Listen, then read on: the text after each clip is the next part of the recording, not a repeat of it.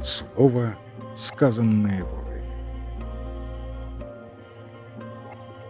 Меньше всего возможностей было, конечно, для коллективной психотерапии. И гораздо более, чем слово, действовал здесь пример. Был у нас один староста блока, не похожий на других, достаточно человечный. Он оказывал глубокое влияние на заключенных, ободрял их своей собственной стойкостью и силой духа.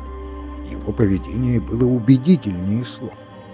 Но бывали обстоятельства, когда и слово становилось действенным, вызывало внутренний отклик, рождало ответное эхо.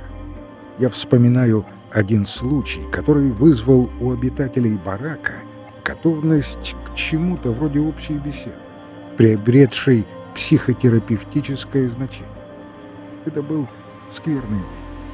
Только что на плацу нам было объявлено, что многие наши поступки будут отныне расцениваться как саботаж и наказываться немедленным повешением. К списку таких преступлений относилось теперь очень многое. Например, отрезание узких полосок от наших ветхих одеял, что мы часто делали. Эти полоски служили нам подобием обмоток для утепления ног. Само собой, саботажем считалось и малейшее воровство.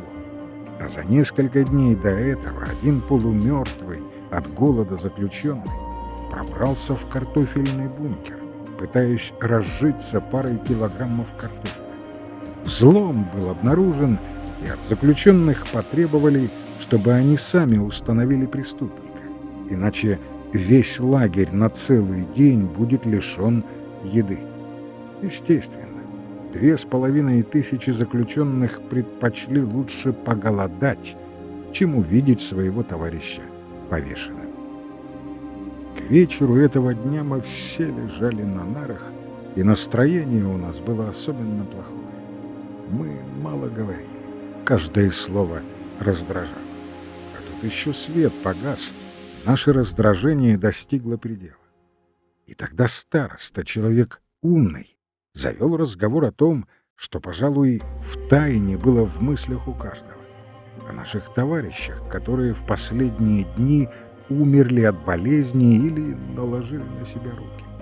Он сказал, что, видимо, в основе всех этих смертей лежал отказ от противостояния, отказ от самих себя.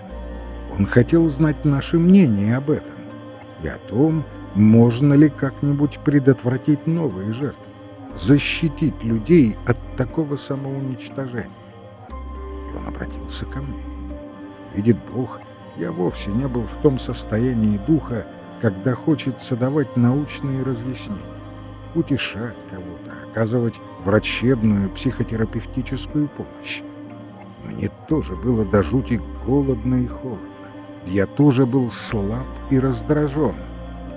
Но я был обязан как-то собраться с силами и не упускать этой необычной возможности. Моим товарищам по бараку утешение было сейчас необходимее, чем когда-либо.